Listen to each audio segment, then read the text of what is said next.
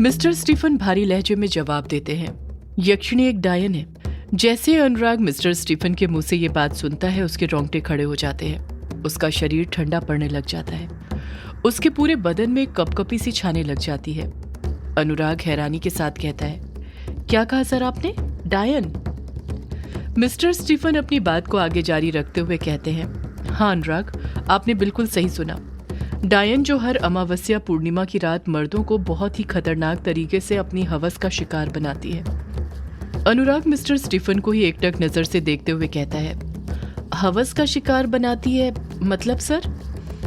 Mister Stephen अनुराग को समझाते हुए कहते हैं, मतलब ये अनुराग कि यक्षिणी हर अमावस्या पूर्णिमा की रात मर्दों के साथ संभोग करती है और उसके बाद बड़ी बेरहमी से उन्हें मार देती है।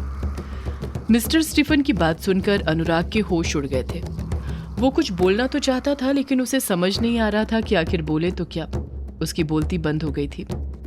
मिस्टर स्टीफन अपनी बात को आगे जारी रखते हुए कहते हैं कि मर्दों के साथ संभोग करने के बाद भी यक्षिणी की हवस खत्म नहीं होती है, बल्कि और बढ़ती जाती है, जो सदियों से बढ़ती ही आ रही है। और वो आज भी मर्दों को अपनी हवस का शिकार बना रही है, उनके साथ संभोग कर रही है और उन्हें मार रही है। अनुराग एक लंबी आह भरते हुए कहता है, क्या कहा सर आपने? आज भी? मतलब वो यक्षिणी अभी भी मर्दों का शिकार करती है? मिस्टर स्टीफन कहते हैं, हाँ अनुराग, आज भी। और सबसे बड़ी बात, अभी बीती हुई अमावस्या को फिर किया होगा उस यक्षिणी ने किसी का शिकार। ये सुनते ही अनुराग हैरानी से सोचने लगता है कि तभी अगले ही पल मिस्टर स्टीफन अनुराग के बारे में कुछ सोचते हुए उससे पूछते हैं, अच्छा ये बताओ, जितना मुझे याद है तुम मेघालय से हो ना अनुराग? मेहंदी पठार के आसपास से? अनुराग मिस्टर स्टीफन की बातों में हामी भरते हुए कहता है, हाँ सर, बिल्कुल सही, मैं वहीं से हूँ। जब मैं यहाँ पर रहने आया था तब मैंने आपको बताया था ना, मैं मेहंदी पठार के एक छोटे से गांव बंगला मुड़ा से हूँ। वहीं पर मेरा जन्म हुआ था, मेरी परवरिश वहीं की है। वो तो मैं पढ़ने लिखने के लिए यहाँ पर आ गया ताकि पढ़ लिख कर एक दिन बड़ा लेखक बन सकूं, अपने बंगला मुड़ा गांव का नाम रोशन करूं। मिस्टर स्टीफन अनुराग की बातों पर ज्यादा गौर नहीं करते हैं और अपने मुद्दे की बात पकड़ते हुए हैरानी के साथ कहते हैं, यही तो वो गांव है अनुराग जिसके आसपास से एक नदी बहती है। क्या नाम है उस नदी का? अरे उसका नाम मुझे याद क्यों नहीं आ रहा। क्या नाम है? मिस्टर स्टीफन उस नदी का नाम याद कर पाते उससे पहले ही अनुराग बोल पड़ता है, मैं बताता हूँ। कहीं सर आप किश्नोई नदी की बात तो नहीं कर रहे? मिस्टर स्टीफन तुरंत अनुराग की बात में हामी भरते हुए कहते हैं, हाँ अनुराग, किश्नोई नदी, मैं इसी नदी की बात कर रहा था। यही तो वो नदी है जिसके घाट किनारे यक्षिणी मर्दों को अपना शिकार बनाती है, उनके साथ पहले संभोग करती है और फिर उन्हें मार देती है। अनुराग झट से पूछता है, यक्षिणी मर्दों के साथ संभोग करके उन्हें मार देती है, लेकिन एक बात समझ नहीं आई सर, आखिर वो ऐसा करती क्यों है? मिस्टर स्टीफन जवाब देते हैं, अपने अभिशाप के कारण अनुराग।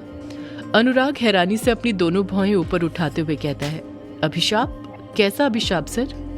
मिस्टर स्टीफन मायूसी के साथ जवाब देते हैं, वही तो मुझे नहीं पता अनुराग, पर कहते हैं यक्षिणी पहले देवी थी, पर उसे एक अभिशाप मिला था जिस कारण वो देवी से एक डायन बन गई।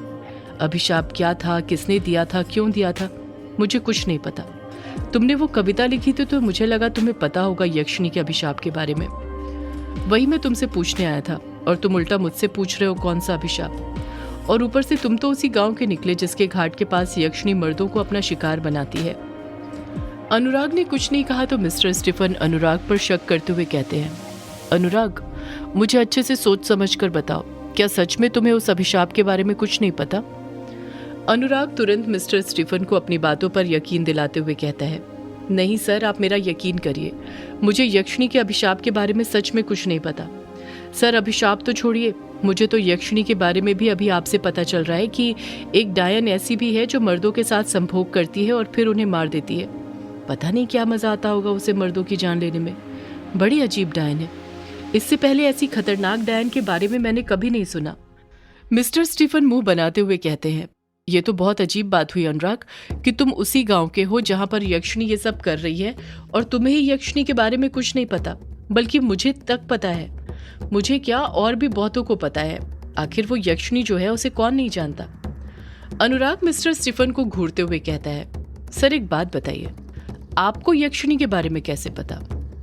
जैसे ही अनुराग ये सवाल पूछता है मिस्टर स्टीफन खामोश हो जाते हैं। ऐसा लग रहा था जैसे अनुराग ने ऐसा सवाल पूछ लिया था जो नहीं पूछना चाहिए था। अनुराग लगातार मिस्टर स्टीफन की आंखों में देख रहा था और वो नजरें बचा रहे थे। अनुराग फिर मिस्टर स्टीफन से कहता है, आप ऐसे चुप क्यों हो गए सर? बताइए ना, आपको यक्षिनी के बारे में कैसे पता चला? मिस्टर स्टीफन पहली बार अनकंफर्टेबल हुए थे।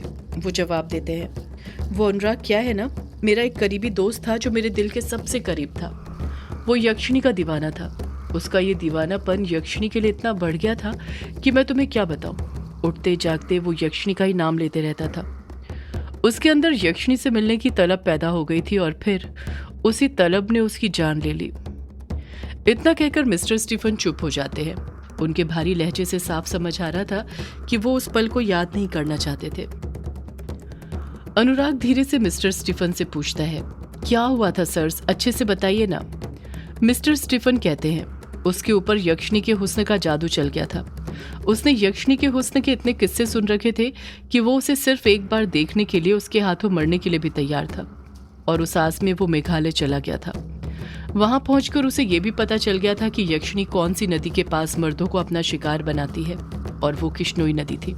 फिर क्या था, एक अमावस्या की रात वो किश्नोई नदी के पास गया और फिर अगले दिन घाट के पास ही उसकी नग्न लाश मिली, जिसका खून पूरा चूसा जा चुका था और दिल गायब था। ऐसा लग रहा था जैसे किसी ने इसके साथ वो किया है जो किसी इंसान के बस की बात ही नहीं है।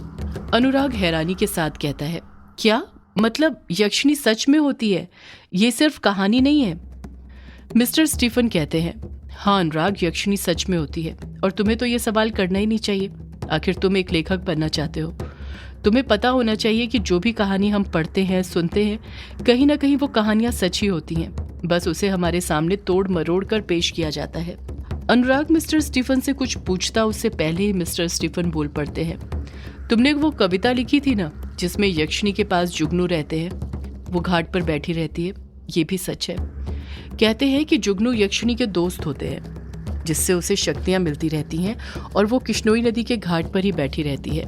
अनुराग मन ही मन सोचने लग जाता है, ये कैसे हो सकता है? मेरी लिखी कविता कैसे सच हो सकती है? मैंने तो वो कविता यूं ही लिख दी थी। अनुराग कुछ सोचते हुए मिस्टर स्टीफन से पूछता है, सर एक बात बताइए, आपके दोस्त को यक्षिनी के बारे में कैसे पता चला था? मिस्टर स्टीफन जवाब देते हैं, कैसे पता नहीं होगा अनुराग, यक्षिनी को कौन नहीं जानता। जब भी डायनों का जिक्र किया जाता है उसमें यक्षिनी का नाम ही सबसे ऊपर लिया जाता है। यक्षिनी वो डायन है जो देवी होकर भी एक डायन बन गई अपने अभिशाप के कारण। अनुराग खामोश रहता है, पलट कर फिर कुछ नहीं पूछ पाता। वो एक गहरी सोच में डूब गया था, उस गहरी सोच में जिसमें सिर्फ यक्षिनी को लेकर कई सवाल थे। मिस्टर स्टीफन अनुराग पर तंज कसते हुए कहते हैं, तुम्हें ये सब पता होना चाहिए अनुराग। एक लेखक होने के नाते तुम्हें अपने आसपास की सारी लोक कथाओं के बारे में पता होना चाहिए। उन्हीं लोक कथाओं में से कहानियों का जन्म होता है। बताओ, यक्षिनी तुम्हारे गांव के पास ही शिकार करती थी और तुम्हें ही नहीं पता? ये तो काफी अजीब और हैरान करने वाली बात है। तुम मेघालय से हो भी या नहीं? अनुराग पलटकर कुछ जवाब नहीं देता है। मिस्टर स्टीफन के सवालों ने उसे गहरी सोच में डूबने के लिए मजबूर कर दिया था। उसके मन में पहले ही यक्षिनी को लेकर कई सारे सवाल चल रहे थे। जब अनुराग कुछ नहीं कहता है तो मिस्टर स्टीफन समझ जाते हैं कि उनके वहां से जाने का वक्त हो गया है, इसलिए वो अनुराग से बिना कुछ कहे वहां से जाने लग जाते हैं। अनुराग भी उन्हें रोकता नहीं है, वो अपने ही ख्यालों में खोए रहता है। मिस्टर स्टीफन के वहां से चले जाने के बाद भी अनुराग की परेशानी कम नहीं होती है। वो यक्षिनी के बारे में ही सोचते ही रहता है। उसके समझ नहीं आ रहा था कि क्या सच था क्या झूठ। वो मिस्टर स्टीफन की बातों पर यकीन करे भी या नहीं, क्योंकि मिस्टर स्टीफन ने उसके गांव की उसे वो बातें बताई थी जिसके बारे में उसे कुछ पता नहीं था। एक पल के लिए उसका मन मिस्टर स्टीफन की बातों पर यकीन करने को करता भी तो वो सोचता कि वो मिस्टर स्टीफन की कौन सी वाली बात पर यकीन करे, वो जिसमें यक्षिनी अपने प्रेमी के वापस आने का इंतजार कर रही है, जिसमें यक्षिनी अनुराग की कविता की तरह है, या फिर वो वाली जिसमें यक्षिनी एक खौफनाक डायन है, जिसमें वो मर्दों को अपनी हवस का शिकार बनाती है। वो यक्षिनी की कौन सी कहानी पर यकीन करे, यक्षिनी के कौन से रूप को सही माने? रात भर अनुराग यक्षिनी के बारे में सोचता रहा और परेशान होता रहा। वो यही सोचता रहा कि यक्षिनी मर्दों को अपनी हवस का शिकार कैसे बनाती है, उसे क्या अभिशाप मिला था, वो कौन था जिसने अभिशाप दिया था, और सबसे जरूरी बात, क्या वो आज भी अपने प्रेमी के वापस आने का इंतजार कर रही है? यदि हाँ तो फिर कौन है उसका प्रेमी और कब वो उसकी जिंदगी में वापस लौट कर आएगा? ऐसे ही कई सारे सवाल रात भर अनुराग के मन में चलते रहे थे। एक प्रकार से अनुराग के मन में यक्षिणी के ख्याल वापस से चलने लग गए थे। वो नाम जिसे यक्षिणी ने खुद अनुराग की बचपन की यादों में से मिटा दिया था, उसकी यादें छीन ली थी। अनुराग को वापस से वो नाम याद आने लग गया था। उसे लगने लग गया था कि इस नाम से उसका कोई ना कोई गहरा नाता तो जरूर है। तभी बार बार न सोचने पर भी यक्षिणी का नाम उसकी जुबान पर आ रहा था। यक्षिणी का नाम अनुराग को वापस याद आने लग गया था। आता भी कैसे नहीं। यक्षिणी वो नाम है जिसे खुद यक्षिणी भी किसी के मन से मिटाना चाहे तो नहीं मिटा सकती, क्योंकि यक्षिणी वो है जिसे कोई नहीं भुला सकता, यक्षिणी के चाहने पर भी। यक्षिणी ने भले ही अनुराग की जिंदगी में अभी फिर से प्रवेश नहीं किया था, पर उसके नाम ने कर लिया था। और किसी की जिंदगी बनाने और संवारने के लिए यक्षिणी का नाम ही मात्र काफी है। और अनुराग की जिंदगी संवारने के लिए भी यक्षिणी का मात्र नाम ही काफी था। अनुराग रात भर यक्षिणी के बारे में सोचता रहा, और जब वो सुबह उठा तब भी उसके मन में यक्षिणी ही चल रही थी। अगले दिन जब अनुराग कॉलेज गया तो उसके जीवन की एक नई शुरुआत हुई। एक रात में ही उसकी पूरी जिंदगी बदल गई। उसने कभी नहीं सोचा था कि किसी दिन कॉलेज में उसके साथ ऐसा होगा। सदियों से है पुरानी ये है यक्षिणी की कहानी। यक्षिणी एक आग है, यक्षिणी तेरा ख्वाब है।